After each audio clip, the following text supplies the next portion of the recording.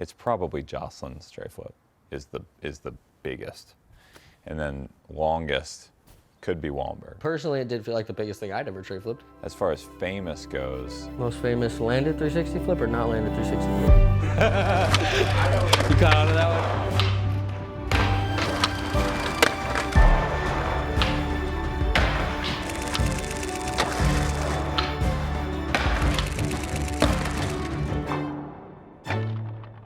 How it could be any other one than Jocelyn at Davis Gap. Chris Jocelyn, Davis. For sure sticks out is Jocelyn's down the Sacramento Gap.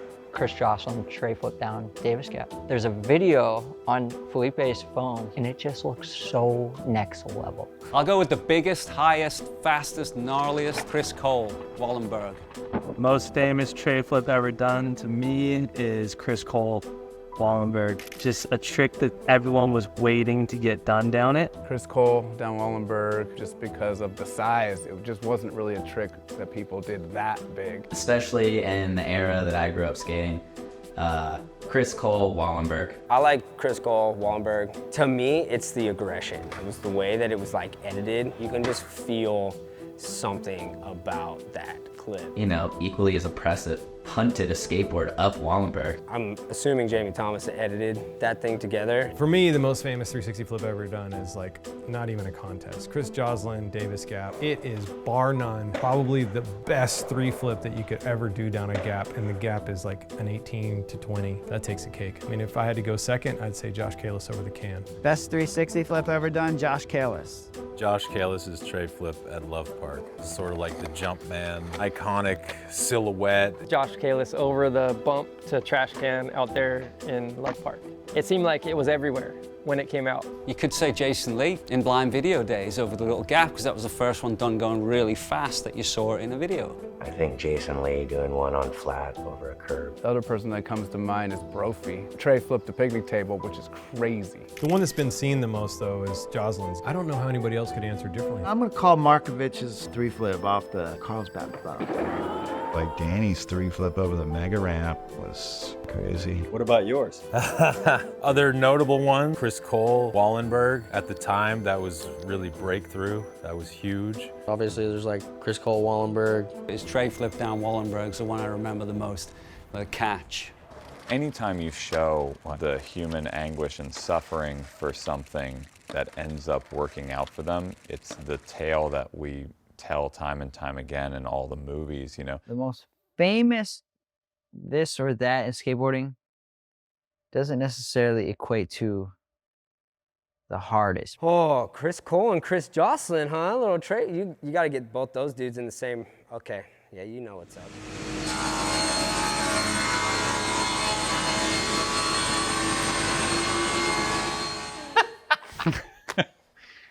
My man. Good to see you, always. We're going to talk about two specific tray flips. The most famous 360 kickflip ever done. What about the most important one ever done? I've never seen it. Probably be Rodney Mullins. We know that the first one happened in a barn in Florida. I think, quite honestly, the most famous one is either ours or Josh Kalis over the garbage can at Love. That was on the box of every pair of Kalises that sold, and dude, they sold.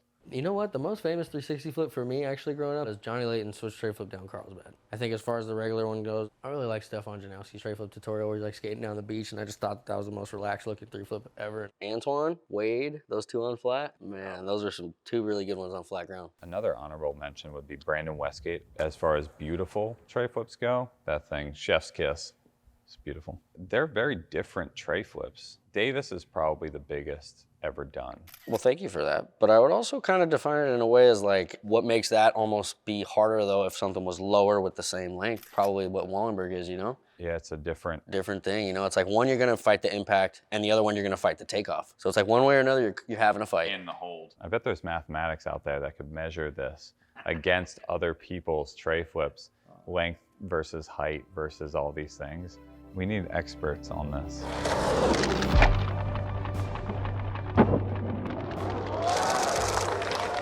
What's the second to last trick?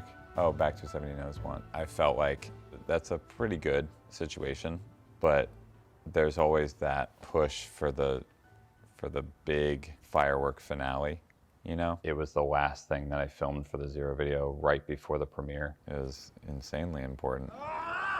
The story's pretty well documented out there as far as like the offer on the table and Jamie was gonna fly out my girlfriend, I didn't have any money, things like that. The idea of getting something on an iconic spot, it's like when a musician plays Red Rocks. There are these places that you just feel like you want to make your mark on, just trying to like give an offering to the volcano that is that spot. What year was this? 2004, I think. We planned to go to Wallenberg. We drove the van up, stayed the night. The next morning, went there like pretty early. I think it was like 10 a.m. or something. We went there and started jumping. All these goes, it looks like I'm popping off the end of the block, but I'm actually like starting my ollie before the end of the block, and I'm trying to pop like a foot earlier because the ground went burp for 62 goes or something, of ollieing before it. And then I finally went down and ollied off the end, and it worked in like 5 goes. I could have saved myself a lot of time. I landed on the 68th try. So 68 tries, which means you walked up that hill 67 times. That's calves were burning. You feel like you've done like X amount of burpees throughout the day. Do 68 burpees. Damn, at the end when you show your swell bow, I didn't even realize how much you like take a fall to your arm. I got a secondary swell bow halfway down my arm. In most of the slams, I'm flipping over to get to a different part of my back. So I stop hitting the same side over and over again. Yep, I know exactly what you're talking about. When you start engineering your slam, you know you've taken a long time. First part of rolling away was me realizing that I was rolling away because I blacked out when I was about to hit my tail. And I guess that's extreme stress. You just black out before you pop, and I woke up right about there. I think everybody can get down with a story of like slams to a make. And that battle kind of resonates more with the Zero fan and that time period. It was just lightning in a bottle as far as like the generation of skaters at that time, their clothing interest, their music interest. It could have been as simple as like if you're wearing a different outfit, it might have not hit the same or something like that. Totally. Would you feel okay if you never tray flipped Wallenberg? It's funny, like you're trying to put yourself in those shoes of like, if I never did it, you know, I'd still want it. Now I can't imagine it without it. Did you ever consider giving up? I'm sure I considered giving up at some point. Eventually you're like, I don't know if I'm gonna get it. Like you'll sit there for the beatdown. You'll be down for the punishment if you know that the thing is gonna work out in the end, but you don't know with skating. And then you start to think, am I gonna make it? And that's when people finally hear you say, I don't know if I can do it today, guys. Those are some of the hardest words to say.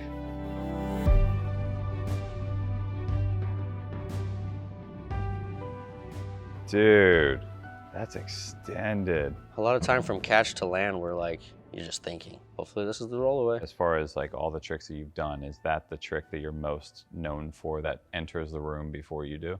I would think so, yes. It would be between that one and the back 360 kickflip. To your point about how you said people can get down with the like bail, bail, bail, and then finally get in the make. You know how many kids have come up to me and like said like, oh my God, like I love your My War. I think it's relatable. That's why the Wallenberg thing resonates, and then that's why people come up to you and they're like, yo, you're My War. They understand. It feels like something they can truly relate to.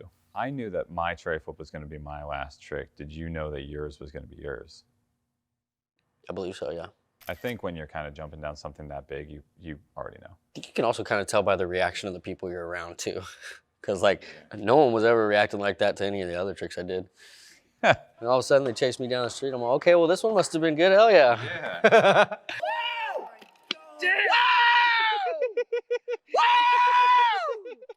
Did you feel like you had to push to go pretty fast, or were you like tame with your pushes? Oh, I feel like it was literally any less run up and I wouldn't have had enough. Right before that wall that opens up and you see me is like right when I got my feet set up. So that's like all the amount of time I had to like prepare for that. Throw down and you had to be in tray flip position for sure. So you did it pretty quick. 12. 12 goes. It took 12 tries, yep. I think the board cracked on the 6th or 7th. I tried it one more time. We switched it and there was like 5 on the new board. How many boards did you break here? I think just 1. Just 1? Yeah, same with Wallenberg. I broke 1. Do you still have that board? No. Oh, come on, dude, you gotta think ahead. I honestly probably gave it away. It's a Felipe board too. Oh, he's stoked. That's why he was helping you put it together, because it was his board. He was like, hey, I got one. I probably had 2 backups. One probably wasn't his and he probably grabbed the Felipe. Maybe Buczynski got a hold of that board at the time. He was taking old boards. It's just on someone's ring right now. funny enough, not to like go back and forth, but I think both times I went to El Toro, I capped out at 12 tries. Wait, how thick are the shoes you're wearing right there? Boots. First clip in Etnies. I had like been trying them out, like Shex was giving me shoes and whatnot, yada yada, and then finally got my own box, and that was the first brand new pair I ever put on my feet and took them up to SF. Dude, gambler. Bro, they weren't the right size. You can see it in the clip. They look huge. He was wearing a shoe that was a full size bigger than what he normally wears. Brand new that day, and tray flipped it still. I called him after they sent me the thing. I'm like, what size shoes are you wearing, dude? He's like, oh, they don't fit, but I'm just juiced. I'm like, all right, you're crazy. You're crazy. It wasn't planned until Gary Rogers planned mine. Really? I had like went through Sacramento and skated and whatnot. I looked at Davis, I think, on that trip, and like later on like skate line or something, he had mentioned it. He's like, oh, word around town, Chris Johnson just skated the Davis Gap. I wonder what he did. And I'm like, well, fuck, all right, well, I got nothing to lose now. I might as well go give it a shot. I like that you had that mentality though. You weren't just trying to like, take it back. Nobody authorized him to say that. I'm not doing this shit. At the time, I just was tray flipping things pretty consistently, and like that rumor kind of just put a little fire under me to like go for it, and it ended up working out. Do you think that it's your favorite tray flip of all time?